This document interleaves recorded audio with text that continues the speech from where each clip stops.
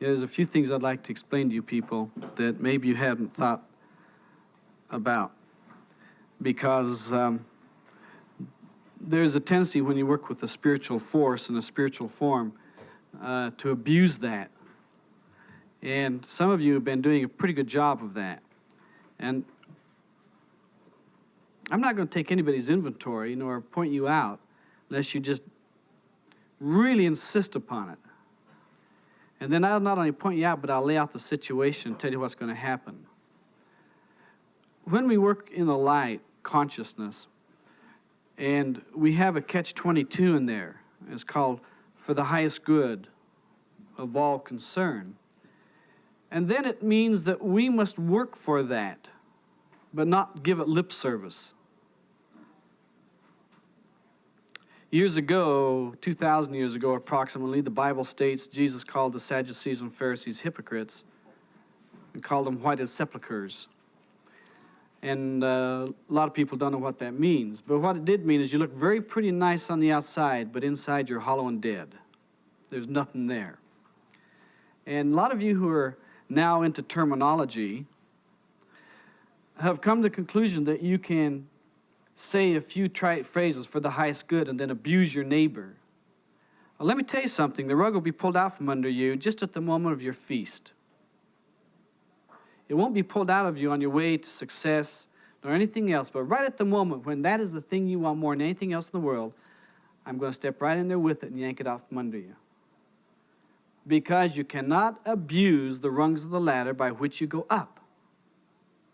Everyone that you are involved with in any type of progression anywhere on this planet must be one of mutual support, mutual respect, and help them up. There's an old saying that goes around sort of like, be careful the people you hurt going up, because you might pass them on your way back down. And there's a heck of a lot of truth in that, and there are some professions that delight in slitting your throat. Spiritual ones should not be that. We don't mind putting you on the rack and breaking your bones, but not slitting throats. We don't mind having holy wars, our right against your wrong, or is it our right against your right? But we really have got to take some very close inventory. And I'm not going to take anybody's inventory because you know who you are. And if you're trying to think for 3 seconds that I don't know who you are, you're really just dumber than last week's newspaper. It's newspaper today and waste paper tomorrow, and yours is garbage paper. It's really very important that if you're not having the spiritual awakening and success, then look back at the things you've been abusing in life, because they're the milestones or they're your gravestones. And either one of those can tell you what you're doing. It's easy to read what's written on them. You'll never get a chance to write them on there yourself. All that's ever been asked of the spiritual force to the human form is to love unconditionally. To love each other as though you'd love yourself. To love God with all your heart, your mind, your soul. And if you don't know where God is, love your neighbor when you're doing a good job of loving God. But some of you love God who you can't see and hate your neighbor who you can see, and that's hypocrisy. This is why I'm pretty much convinced that God withdrew from the arena of the human form so that you could work in the fundamentals of faith and build a bridge to your own awareness. But there are very, very lazy people. When we use somebody for their highest good and our highest good, and then we proclaim it for the highest good, and it's not, that's set aside. It means there's no progression on that. And the energy that you have accumulated up to that point is allowed to run out in that. And that will come to no good. It'll come to a bad end. And when it fails, and you say, why did this fail? It was so good, it looked so good, it was so right. I'm just going to laugh at you. And I may say, karma is stupid because there's no intellect in it.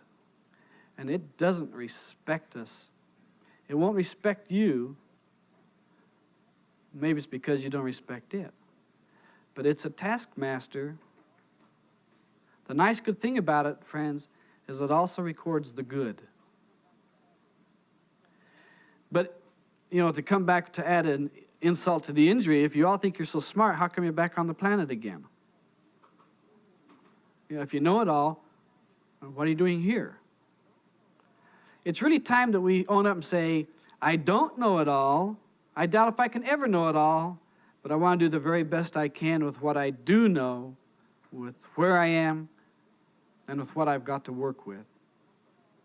And then if you must pray to God, pray for some understanding about what that's all about. And I hope you get the understanding. Because usually that's about all that comes out of anything is understanding. You understand that didn't work, or you understand you didn't like that, or you understand they didn't like you. Or there's a big misunderstanding about the understanding, and you're wondering what that's all about. And it becomes a circus at the best. And I was going to say at the worst, a museum, but I've seen better things in museums. Even though they're old, they seem to be current. The spiritual form, isn't this physical form we're talking about, this form we call John Roger.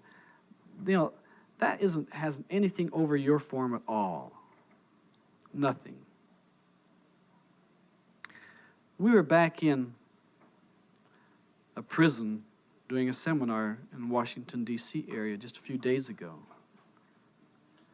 And it was really a nice evening.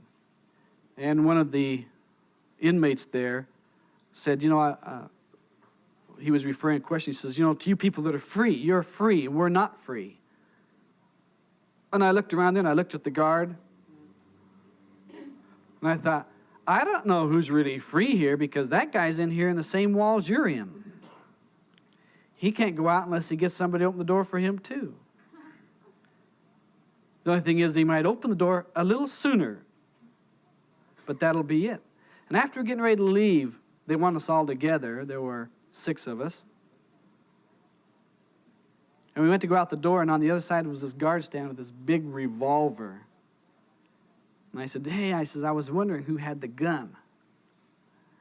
Because it's the first one I had seen. And, I've been around enough of these things to know that somebody carries the gun or the big stick. And he had a key in the door. I said, oh, you got the key? He says, yeah, but he was twisting and turning and twisting and turning. And twisting and turning. And finally, one of the inmates there came and reached over and grabbed the bars with both hands. And he says, I'll help you. And as he pulled in, the guard turned the key. And then the gate opened out towards the guard. And the guard said, I knew he would know the secret. As we went by, and I said, yes, but you had the key. That's the only thing this body has that the others doesn't. I know you've all got the secret, but I have the key. It needs both of us to open it.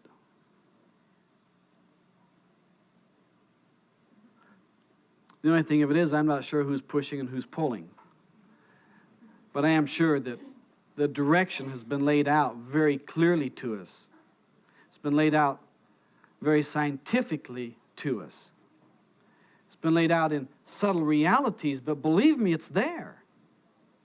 What's as real as when you look at a little baby and you feel that overwhelming love. If they were to cut you open at that moment, they'd never see it. And yet, if somebody were to hurt that baby, you might give up your life to protect the child.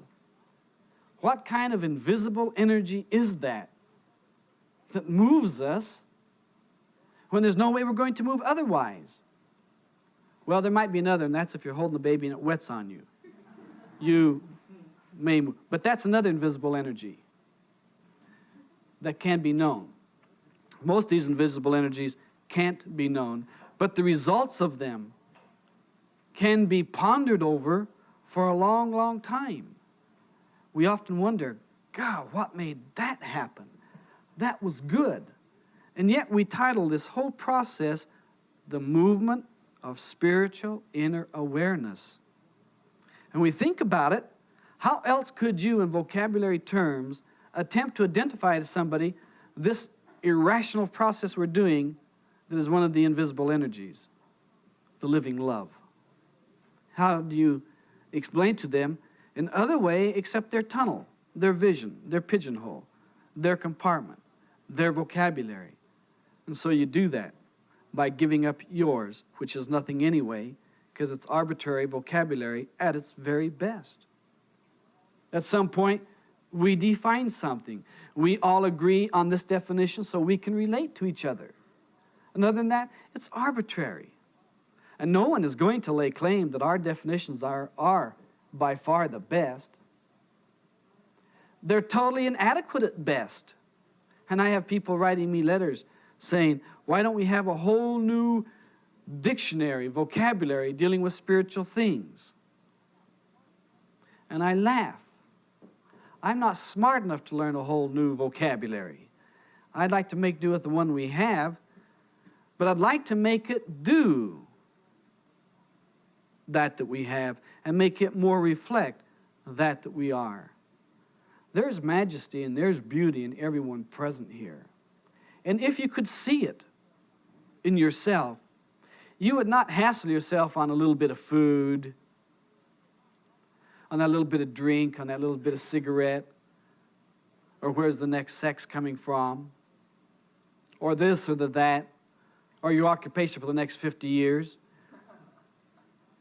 You would be so totally in this moment, this presence, not as an empty vessel, but one where your cup runs over.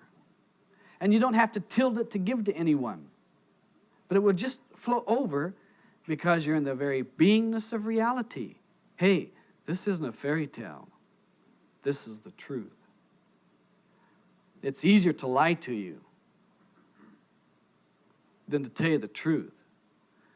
But you'd know a lie just as soon as I told it to you, because most people are masters at the lie. And very few are mastering the truth. And yet, what is the very thing that will shake us up? It'll rip us apart. It will reveal to us, first of all, the errors where we are. Thank God. And then we say, oh God, give me courage to endure the change that this wretched person has brought upon themselves. Change just for change isn't necessarily progress. You understand that, don't you? It must be that is upward flowing in energy, where you can sustain the change with the consciousness of upliftment, an attitude of, hey, I'm also in there doing it, not comparing the trip, because usually you'll get a holier than thou. Believe me, you people sure get holier than thous. You find some poor little dumb one who hasn't got the vocabulary, and you just screw their head on every way but right. And that's so sad. If I ever say anything to you people that are new or that are old, don't let them just call their thing real fast. If they say, look, this is for the highest good for you, you say, well, put it in a contract. Let's see what the highest good reads out. If it's for the highest good, you do it for me. If this is all for the highest good and you say it is, where'd you get your information? Of course, the nicest one is, well, I'm tuned into the mystical traveler. And you know, the sad thing about that is there's a lot of truth in that. But believe me, there's a lot of baloney in that. And it's like, okay, I really accept that you're tuned in, but I am not moving until I'm tuned in. So find another sucker or person down the road who will play your game of let's rip off people.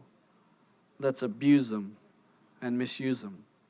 Well, use them, sure. What else is there if we can't use each other? It's desolation. The thing of it is, we don't get used enough. Nobody gives us a chance. They won't let me read for them. They won't let me perform for them. They won't let me go to bed with them. They won't this, they won't that. Why don't you use me? Then you say, all right, I'll use it this way. And you say, no, you won't. Because beggars are choosers. They are. There's something inside of us that's tremendously majestic. Golly. I have an awful hard time looking at some of the people because I have to keep trying to bring my focus down to their face. Usually I get it down to the eyes, and then it throws it right back into the soul, and then I'm just not too good for conversation then, because I get lost in the beauty. It's like, don't worry, I'll handle it. Yeah, okay, go away. And usually by the time they've gone away, they say, yeah, it was handled. Well, that's not just a statement. That's a reality that produces itself because that reality is the thing we're talking about, not the physical body. The keys are the things that separate us from the people that would hallucinate and cast illusions upon us. I am very jealous and possessive of those keys because I've seen what has been done in the name of churchianity. I've seen people so hurt in the name of our war is better than your war. And believe me, it isn't just a nice thing to feel we won, because you're implicating they've lost. And that losing in war is everybody loses. Can there be anything good come out of that is going to destroy? Ultimately, yeah, another chance. But what good is that chance if we don't make some good choices in it? What good is it if that choice we make won't lead us into the work of light? Because it is either working in light or working in darkness. And that darkness is easily identifiable. And please, at least you think you're not in it. Some point or another, it does have lust instead of love. It does have greed instead of giving. It has avarice instead of awakening. It has guilt. It has resentment, but no realization. We can look into our life and find out, boy, do we go back and forth across this. I call it yo-yo consciousness. You know, you're in the dark, you're in the light, you're in the dark, you're in the light, you're in this, you're in that. It's like, but where are you? It's like, I'm someplace in here, strung out to a yo-yo. Then who is the yo-yo? The next person I'm trying to get a hold of. The next one I'm scheming on, I've got the scam on. The next one that I feel these tremendous emotions towards. When we have karma with somebody, 9 times out of 10, if not 100 times out of 10, which means you'll never know it, you don't know you're in the karma. You think it's so good and so neat and everything is so fine until one day they leave. And then it beats you up one side and down the other side. And you say, what was that? And we say, well, you know, that's called stupid. I say, well, yeah, but what is it? We say karma. You know, karma's not very smart. It's not intelligent. It doesn't have a mind in there. There's no way you can reason with it. You can't grab it. There's no way you can control it. What do? You're at the mercy of it, stupid. It's like, God. But now you say our karma's over. Sure. Well, what's this feeling I feel for him? Resentment. Oh, no, I love him. That's right. Resentment. Why do you think you left in the first place? I hated him. And that thing that you hate is now upon you. And the only way you can live is to love it. So now you're loving the nostalgia. Believe me, it wasn't worth it the first time. Don't play dummy the second time.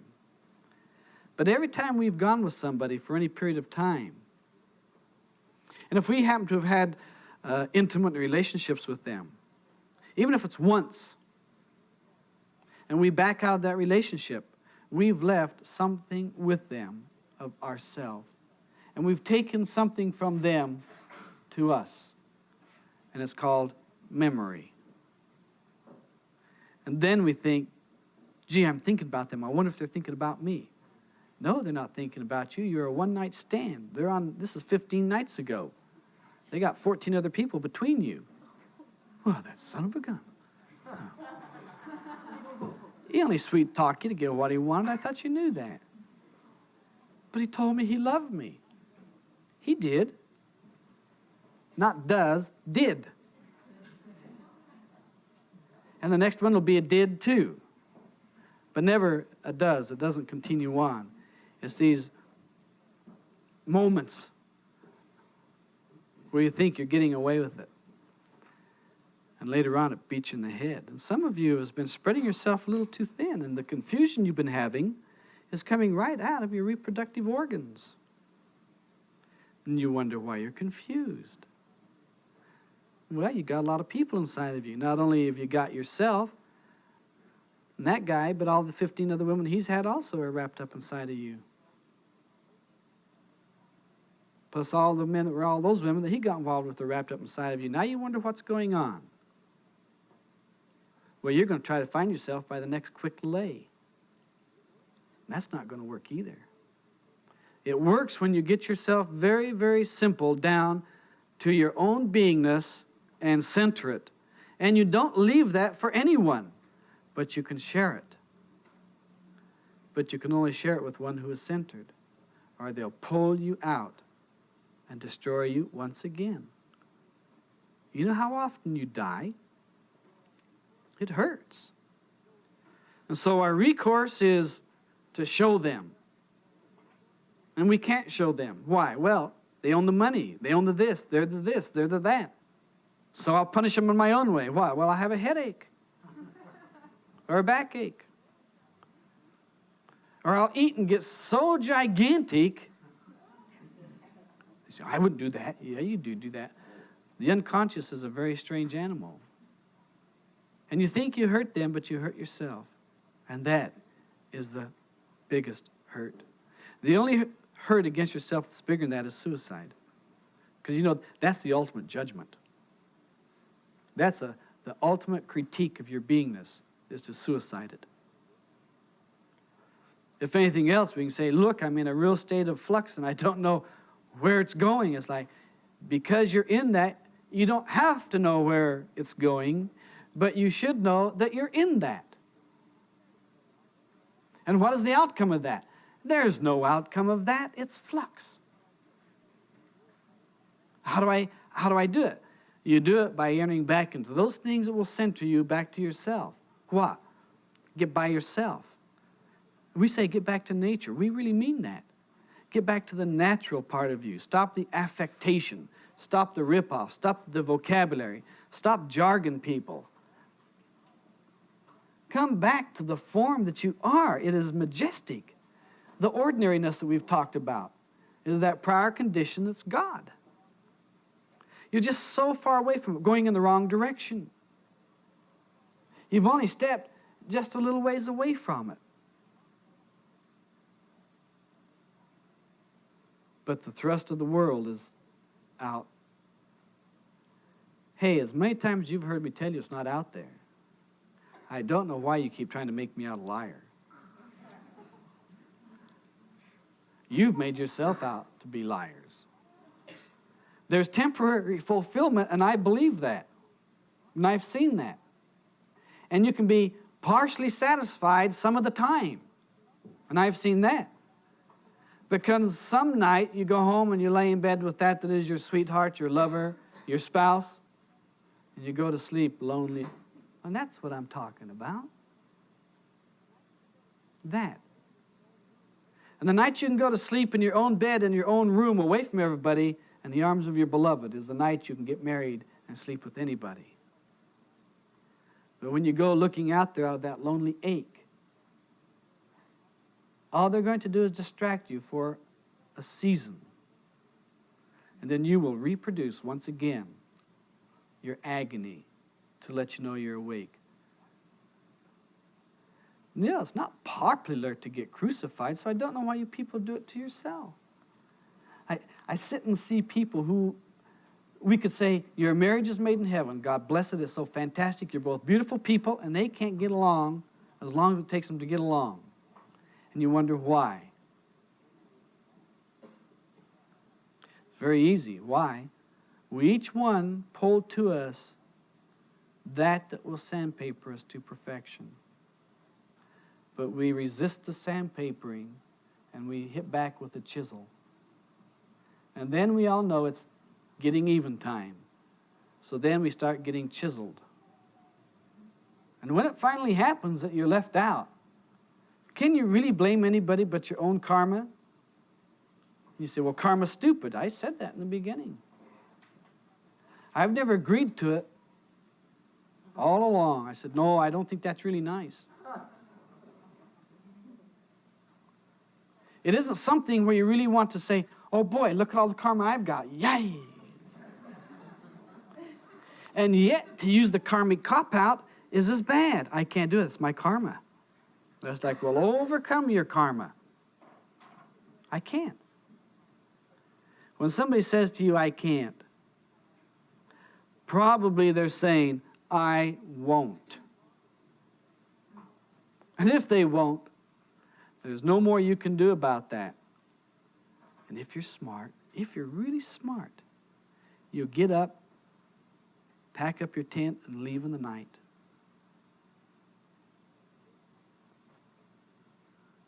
In the daytime, it's easy to go. Nighttime, it's hard to go. But once you break it in the night, you've broken it in the light. If you can get away from your euphoric feeling, it's easy to walk away from anybody when you're contented and blissfully full. But how do you walk away from them when you're down the dredges and they're right there and you need them and you say, I will turn from that? Oh God, won't that build strength? It's like, how would I exist? Well, existence is one level, and living is another level, and being aware you're living is another level. And have the realization that we're all in these levels is a nice place to be. But without the key, you still can't get through the door. And that key is so easily available and ready to you. Easy. You might say, well, is there a certain way to get it? Boy, there sure is. God loves all of His creation. Isn't that amazing? It says it in the Bible. After He created all of it, He looked upon it and He says, it's good. Out of God has come all things. And God said, that is my own, I will return to me. And God will know His own because they are full of light. And He knows His own because they love each other.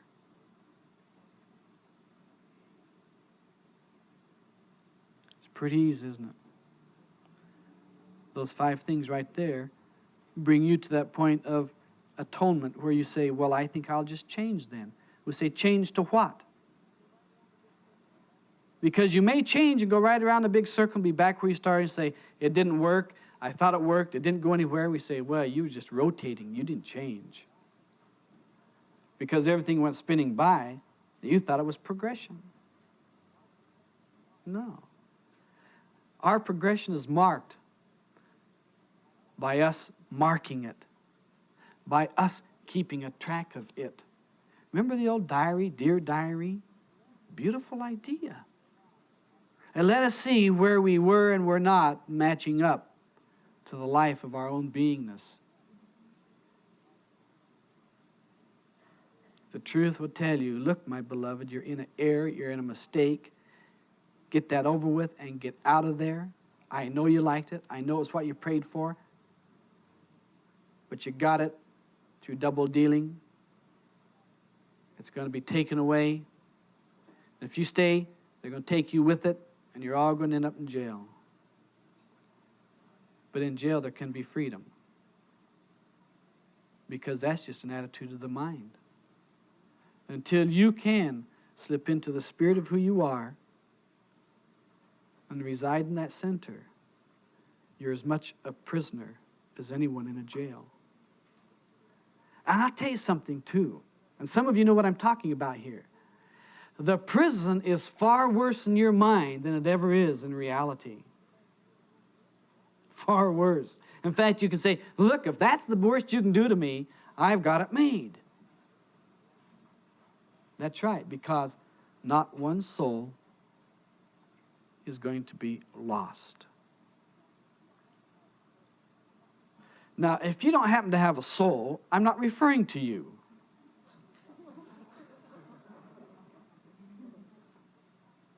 And if you want to know if you have a soul, don't ask me. Go in and find out. And I've been giving you the keys to that awakening for a long, long time. And I've shown you the tricks that can take place inside. How the negative forces can trick you, try to fool you, step right into your mouth and make you say things that you think are the gospel message because you never heard them before. And yet it's just nonsense. The false doctrine, the misleading. We say, but I said that and I'd never heard that before. And it must have come from God. No. You read that in a book 15 years ago. And you read the second part of a book 23 years ago. And you just out of your subconscious put it together and it sounded new to you. And if you want to find out if it's false doctrine, go ahead and work it and see what it does for you. And when it falls on your head, just know what it is. It's like, well, can I trust myself? I doubt it. I doubt very much if you can trust yourself. That's why you have to check everything out. That's why you check out everything you hear. Somebody says, Harry Jones is an alcoholic. You don't say, oh, yeah, Harry Jones is an alcoholic. You think, well, if I'm really concerned about Harry Jones being an alcoholic, I think I'll go down and see if he drinks a lot. I think I'll go down there and sit and see where he goes and follow him and see if he's a lush. And if you can put in that much time, God bless you. But if you can't, then who cares what he is? Do you think Harry Jones calls himself a lush? You know, we really are what we are. I think it was pretty neat when the God of Moses said, I am that I am. And I just see Moses sitting there going, ooh, yeah. What am I supposed to do with that?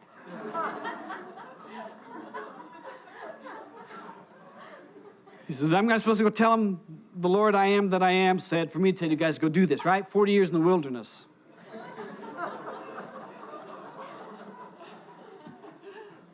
Something had to convince them. And what was it that convinced them? The Spirit shining through him. The path of soul transcendence is not an intellectual path. If it were, I obviously couldn't do it. It's a path of ability. It's a path of being able to do that. It's a path of being so dumb that they couldn't trick you. When somebody says, you can't do that, you say, I didn't know that, I already did it. So, well, you can't do it again. Say, oh, yes, I can. We can all do it again once we know how. But that moment of lucking into it is frustration at its zenith. Because it's, how do I do it again? I know I did it. And then you start doubting, maybe I didn't do it. You better validate something inside of you, or there's no way to hold you steady. When the wind blows, you'll blow with it. And when this happens, this will happen with you. And so we play the game of how to cheat the land and cheat the government and cheat the people in it. My God, let me tell you something. Taxes is an easy thing to pay for a land of freedom that we have. There are a lot of places people can't pay it. And they would love to pay it to be able to come to a place like this and hear us put down anybody we want to without too much chance of recrimination. I say too much chance because they've also got the same right to hit back. They have the same right. And if they're right, they're right. And if they're wrong, it'll just bounce right back in their face. And then the yoke's on them. All we have to do is, believe it or not, somehow maniacally stumble through this. Or paranoidally. But getting through it, believe me, is of utmost importance. And if you can do it like the lead ballerina of some great ballet company, go ahead and keep them on your toes. But if you can't, and you have to play second fiddle in the orchestra, play the best second fiddle. In other words, that you're going to do, just really do it. You'll get my support. And believe me, I can support people in some of the strangest ways. I'll tell you something interesting. Please don't try me out on this, because it does get desperate inside of me at times. But when things are going really well with you and you're up and life is beautiful, you don't need any of my help. Do you know that? Things are fine. We've got you going, give you a push, and it's just clear sailing for quite a while. Later on, there'll be a bump in the road. You know, you slow down, it's like, hey, I need another push. It's like, another push. But when you get down and it starts to get real rough at the bottom, and you say, oh, God, I sure would like to ask JR for some help, but I just don't want to lay this on him, and I don't know what to do. Why don't you just ask? A lot of people found out, they said, you know, JR, you're really your greatest when I'm at my worst. I said, I don't really care for those comparisons. Because then when you're at your best, that means I've got to be at my worst, and I'm not buying that. I want to hold mine up there all the time as much as is possible. Why? Because it feels good. Isn't that practical enough for you intelligent people, just because it feels good? Not because it's going to abuse and hurt anybody. No, never that. Why? Because when you get higher in consciousness, you'll find out that that strange hurt that you have in you that you can't define is you hurting somebody else. Not only is it that somebody else, but it's that you in them that is hurting, and you're tuned to it. This is why mothers look at their children, and they do something wrong, and they just agonize. And believe it or not, they'll hit a child, and later on feel so bad inside for having hit that child. And the kid's already forgotten it and gone, but you've hit that of you that's in there. It's a truth. It's an honest-to-God truth. And when a child hits back at a mother or a father, they do it to, like, let me be free, but at the same time they hurt so bad because they've hit themselves in their parent. And then there's only one way you can do it, and that's to rebel further and further until we're all casting our fate to the wind. And it's a whirlwind at best. At some point we have to say, look, I don't know if I was the best child, or I don't know if I was the best parent, but for whatever on earth this is, let's do it today the best we can. And let's don't plan tomorrow, because we did that before, but let's live this moment, because today is preparation for our future. And if you can't control today, I don't know how you're going to control your future. And if you're trying to control your out-of-balance situation and you feel upset, you might ask yourself, why am I so upset? Because you're trying to live a life that's not your own. You're living a life of yelling, of upset, and you're trying to control that, and there's no way you can control it. You can't grab a hold of it. And the person comes in the room that you yelled at before, and you let them have it again. For what good reason? Because of your righteous indignation? No, because you're stupid. Obviously, it's got to be that, or why would you keep throwing yourself out of balance? To make them stop doing what they're doing so you'll feel good? That's easy. They'll say, sure, have it your way. And when you turn your head, they go, moo. You lose, you lose, you lose. Who wants to win here anyway? But I know a lot of us that would like to get along at a higher rate, to be able to look at our kids and say, my kids are doing really well in school. They're going to be able to compete in this world. They're learning how to learn. They're teaching me how to learn. And what else is there here if we don't learn? If you didn't learn something today, what are you doing here? If you learned you didn't like something, you learned. If you learned that you're doing things that bother you, you're learning. What if you do the same thing over and over? Well, you haven't learned that yet. That's why you're going over and over. It's like, will I ever learn? It's like, don't ask questions that can't be answered. Is there a possibility of learning? 100%. What's the probabilities? 0. What do I have to do? You can't do anything. How do I get out of it?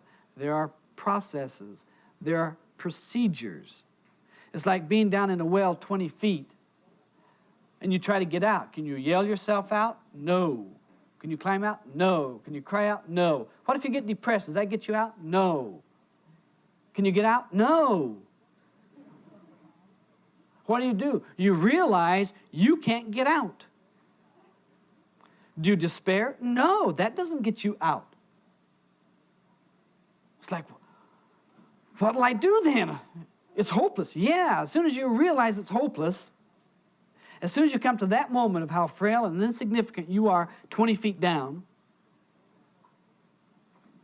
then you start to conserve your energy. That's when you start to say, wait a minute, there's no need me yelling until I think somebody can hear me up there. So what I'll do, instead of yelling and yelling and yelling, I'll shut up and listen for them. What I'll do is I'll try to send out thought vibrations to them. I'll send out thought, here I am, over here in the hole, 20 feet deep, 20 feet down. I hear you coming close, over here. Then they come over and they say, are you down there? I say, who do you think got you over here? It's like, don't get smart, I can walk away. Don't walk away. How'd you get in the hole? Don't ask dumb questions. What do you want? To get out of the hole. Here's a rope. What am I supposed to do with the rope? Grab a hold of it. I'll pull you up. I can't, my hands aren't strong enough. Tie it around yourself. And I'll pull you up. No, it'll chafe my arms. Make a loop and put your foot in it, and I'll pull you up. What if I get halfway up and fall out? We'll do it again. But what if I break my leg?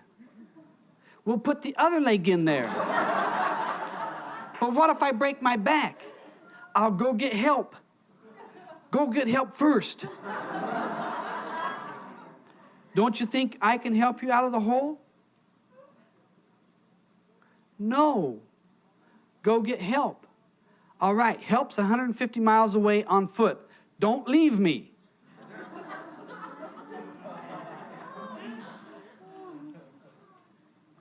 It really gets difficult, doesn't it, helping somebody? Okay, I'll tie it up here and I'll come down and help you. Don't you come down here with me. I don't know what you want. I don't know if I can trust you. Believe me, after you've been down there as long as you've been down there, I wouldn't want anything from you.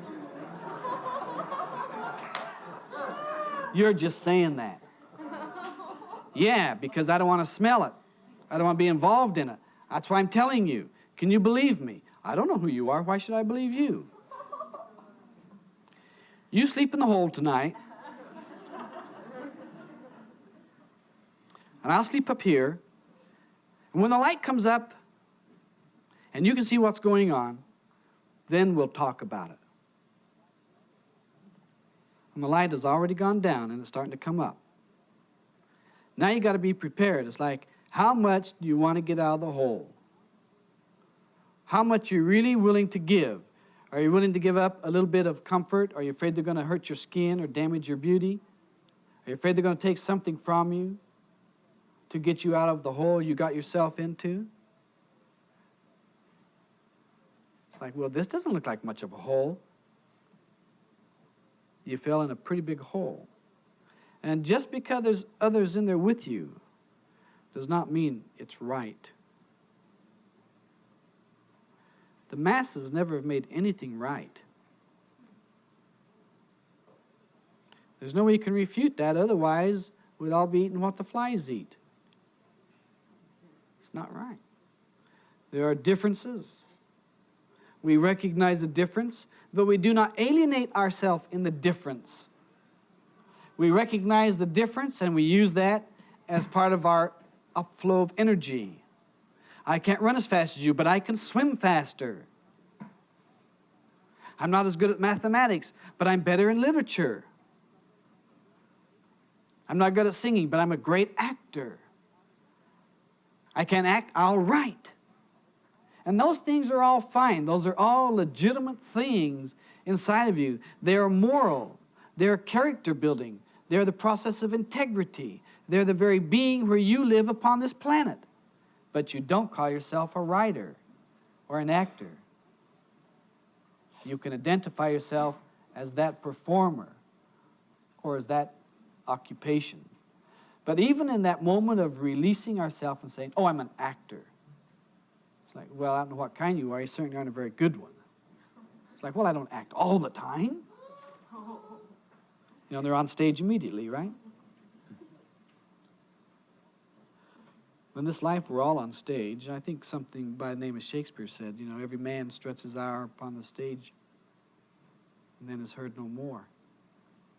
You say it's a tale told by an idiot, full of sound and fury, signifying nothing. That's the truth. We rant, we rave, we push, we pull, we beat each other for an inch gain.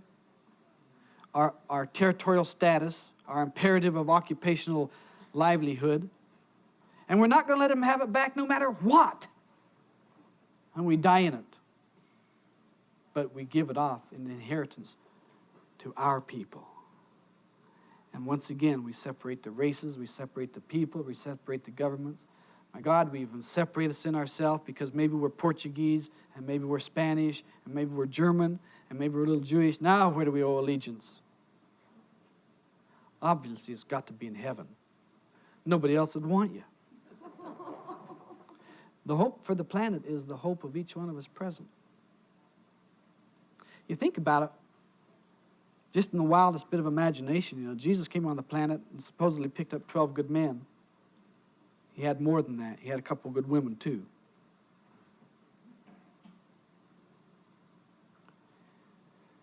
And there have been more holy wars declared because of those 12 or 13 people than you could ever hope to imagine.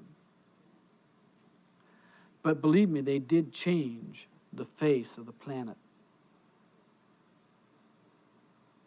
If we get 12 or 13, if we get 3 true light bearers, we'll lift the planet into the new age. Not somebody who just talks the story. Not someone who's got the vocabulary trip down and says, oh, I love you, I'm so spiritual. That's modeling. Someone who may tell you, look, shut your mouth, you're getting yourself in trouble, may be the more spiritual of all of you, because they can tell you what you're doing wrong. And then when they don't answer you, they say, and I'm following my own advice. I'm keeping my mouth shut to keep me out of trouble.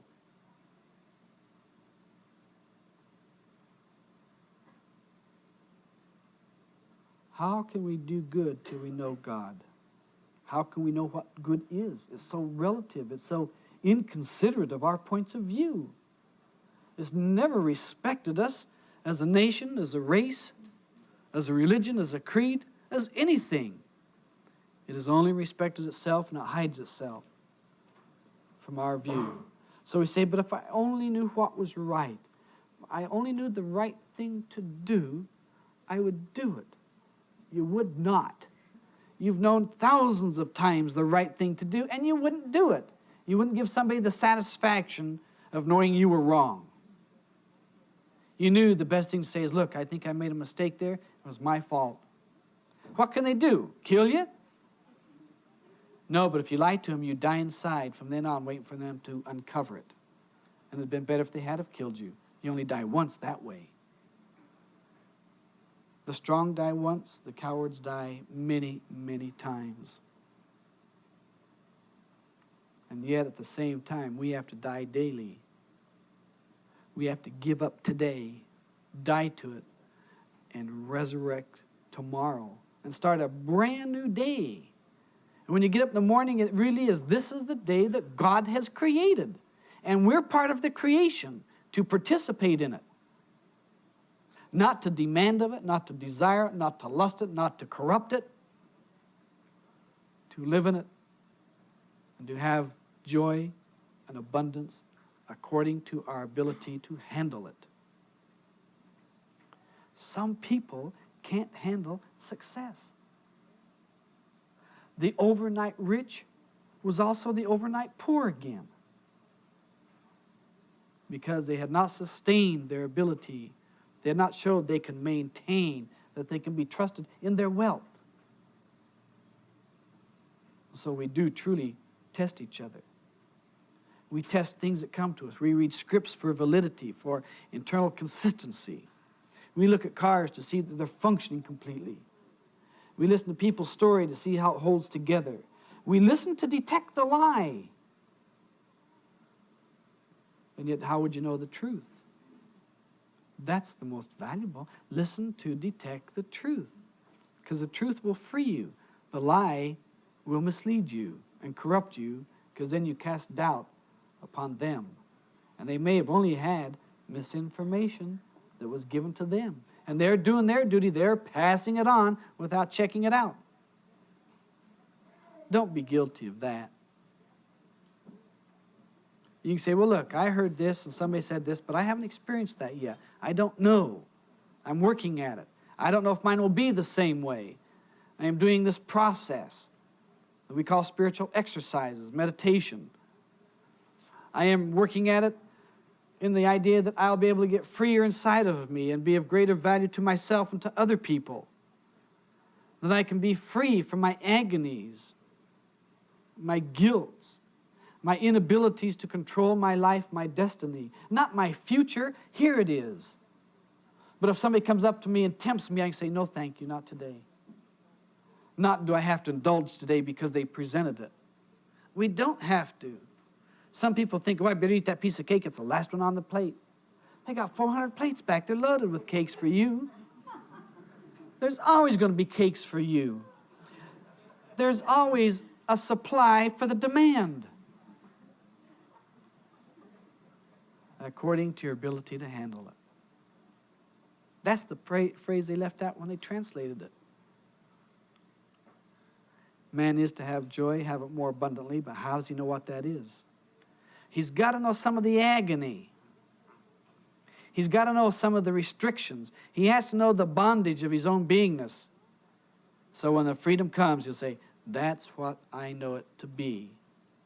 Otherwise, we say, I don't know, it sounds good, it feels good, but I don't know, everything goes fine with me anyway.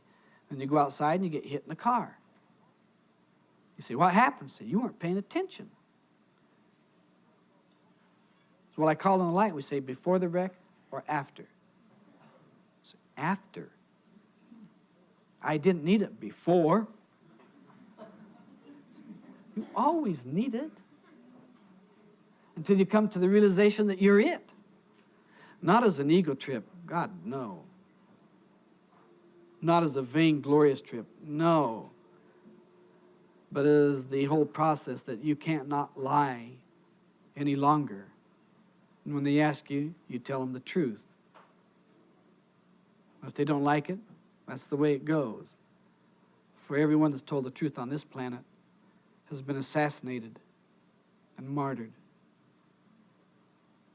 because the masses always seem to know more. And yet they stood forward and said, for such as it is, this is it. We have to come to that in ourselves. We have to look in the mirror and say, this is it. There may be more here. I don't know that. But this is what I'm going to work with right now.